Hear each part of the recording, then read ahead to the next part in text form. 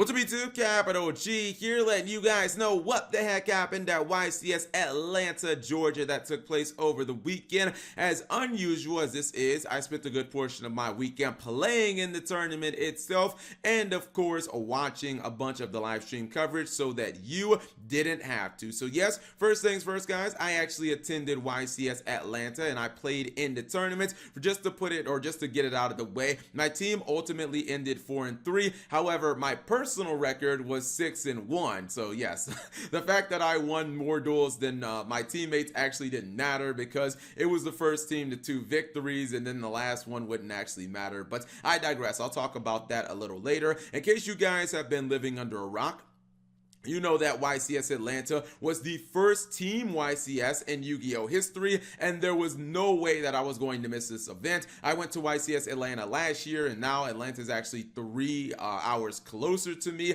and honestly, I just wanted to be there for the spectacle of this. The YCS and or Shonen Jump circuit is about 15 years plus old. I think it started in about 2004. That was the first Shonen Jump championship, and honestly, Konami has never done anything remotely like this. So I think a lot of players there, a lot of staff, a lot of people, parents who they had no idea what to really expect in terms of the gameplay and how long this was going to take and how many people were actually going to show up, because we just didn't have any history. We had no event that was even close to this in the TCG, and it was an absolute blast. Now, before I really go into the full nitty-gritty of how things worked for people who just were not aware and didn't maybe watch a lot of the stream, obviously weren't there, etc., etc. Of course guys, I always like to start with the attendance of the event. Again, I really wasn't sure what to expect. I told my teammates I honestly thought everything from 1,000 to 3,000 was on the table in terms of attendance, and I thought that there would be people from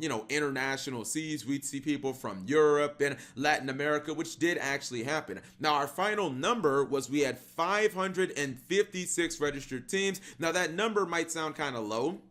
You're like, oh Cap, only 500 people came, but nope, you have to understand that it is teams of 3. So basically you do have to actually take that number and you have to multiply it by 3. So what we ended up, I guess, if you just kind of wanted to look at this in a vacuum and you just wanted to kind of compare this to like other shonen, or excuse me, other like YCS events, this tournament did come out at basically about 1,668 players ultimately entering the event. And of course it was teams of 3. It was just a crazy event, and the attendance was incredibly good. And just to give you guys a little bit of a context, right? YCS Atlanta last year, that took place around the same exact time. I think YCS Atlanta last year may have been about a week earlier or so. It was right after Extreme Force was released and we had Electromite at 3 and Astrograph at 3 and all of those shenanigans when Pendulum FTK was a thing. YCS Atlanta last year had about 1,200 players, and that was pretty good attendance. This is now the largest event in Atlanta history, which Atlanta generally has really good attendance. That's why they keep putting the event there every single year. But yeah, this exceeded it by over 400 people, and I think when you have an event in the same location and back-to-back years and 400 people or 400 more people show up to the event, you're doing something right. It tells you that people were super excited for this YCS because of the team element. And when it comes to the team element, guys, I can just tell you, it was one of the most bizarre and fun things I have ever experienced. If you guys saw a lot of the post-game reactions after the rounds when they would talk to the teams,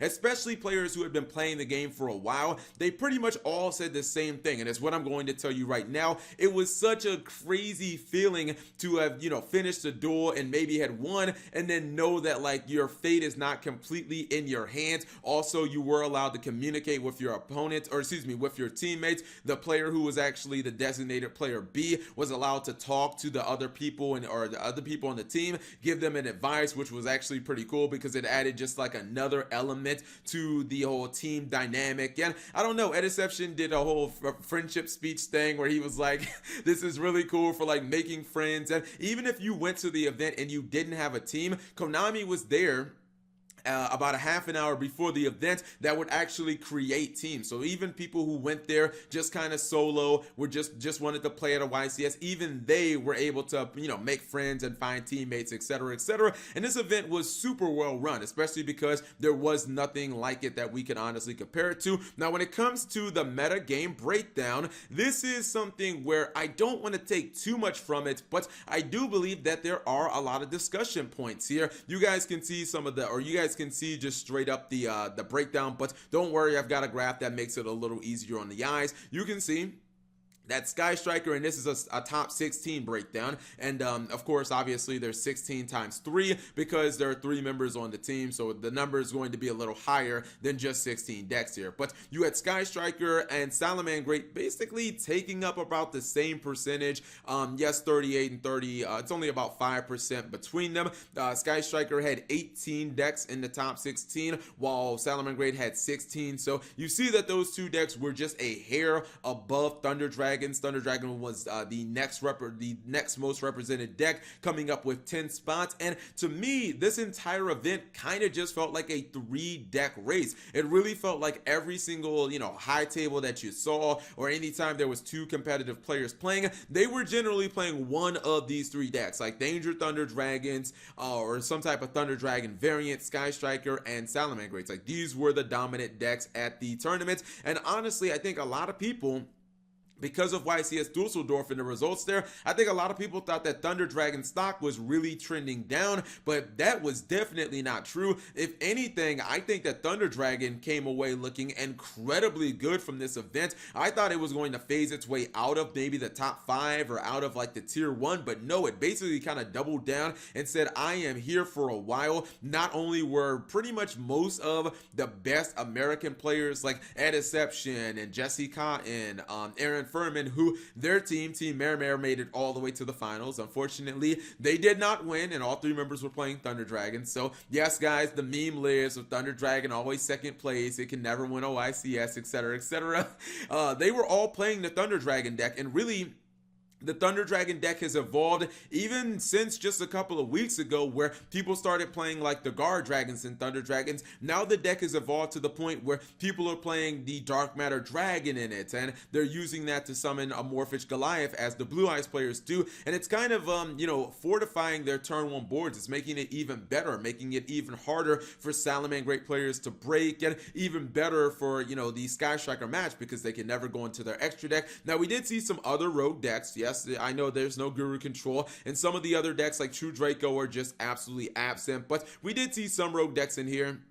We had 1 Pendulum Magician, 1 Hero Danger, 1 Trickstar, and then 1 Danger Orcust. I feel like the 2 major kind of talking points when it comes to the meta breakdown was, number 1, the reemergence of Thunder Dragon as clearly a tier 1 deck, and one of the 3 best decks in the game right now. And Thunder Dragons did make it all the way to the finals, as I said earlier. And the second is, what the hell happened to the Danger Orcust deck? If you guys remember, not that long ago, just a few weeks ago, Thomas Rose actually won Dusseldorf with this deck. I mean, yeah, he got a little lucky in the finals, but it was still looking like a deck that was going to be one of the top decks in the meta, and it seems like it really fell off the planet. And yes, I understand this is just one event, and the fact that it was team-based, I think that it actually skewed towards the rogue decks not doing particularly well, because I think that there were a lot of teams that probably talked maybe 1 or 2 team members off the edge of playing like a rogue deck, said, man, you know what, just stick to playing Thunder Dragons or Sky Striker, just play one of these decks. If you don't got the cards, don't worry, I'll give them to you. I think a lot of rogue players were talked out of playing rogue decks and talked into playing the meta decks, because when you played at this event, it was again a weird dynamic where you really couldn't just think about yourself. You had to think about the greater good of the entire team,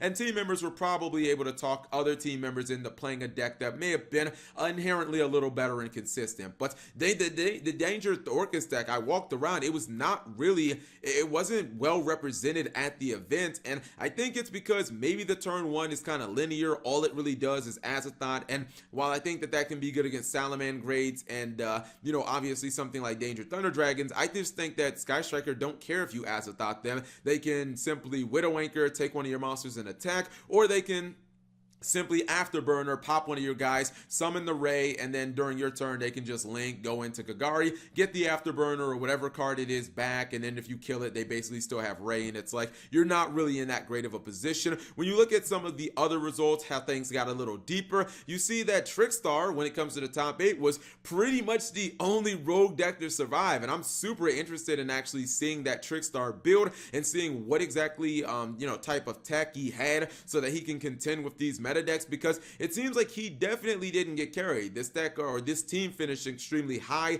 after Swiss, and it made it all the way to the top 8, so I'm kind of interested. Now unfortunately I had the we had the displeasure of running in, if you guys don't know, well, that's me right there in my bald glory, and that is Simply Slim Yu-Gi-Oh. I had the displeasure of dueling him and dueling Asian Persuasion in their team and game 2, or excuse me, in round 2, and my team got absolutely slaughtered. We got hammered. All 3 of us got 2-0'd by that. Slim, if you guys don't know, man, he is not a Yu-Gi tuber who is just talking about nonsense. This dude is incredibly good at the game, and I found out firsthand. But outside of the crazy 3v3 aspect of YCS Atlanta, which I agree with most people in what they were saying, I honestly thought that this was one of the most unique experiences I've ever had in Yu-Gi-Oh, and this was like one of the most fun tournaments I've ever had. The fact that you didn't control your own destiny a lot of times for these duels, and the team aspect, it's something that honestly I've just really never experienced, and something Konami has never had before. Hopefully they do another event like this in the future, if they host one in Europe, or maybe in the on the West Coast in the United States or Latin America. Guys, I implore you, especially if you've been playing Yu-Gi-Oh for a very long time, this is one of those kind of once in a lifetime experiences probably for you, and you need to take this in. It really was that fun of an event. But I feel like when it comes to the meta, man, it was maybe just a little bit of the meta kind of correcting itself, where Thunder Dragons are back on top, or back to being like a relevant tier 1 deck, and maybe Orcust was just a little bit of a fluke. Maybe the Azathoth play wasn't nearly as good and relevant as we thought. Whatever you guys thought of the event, and if you think that this is going to be something where this is going to define the meta moving forward, let me know in the comment section below. If you guys thought that people basically were playing certain decks because they thought that it would be best for the team, leave that also in the comment section below. Thank you guys for watching. As always, subscribe if you have not already, and turn on that notification bell for daily videos.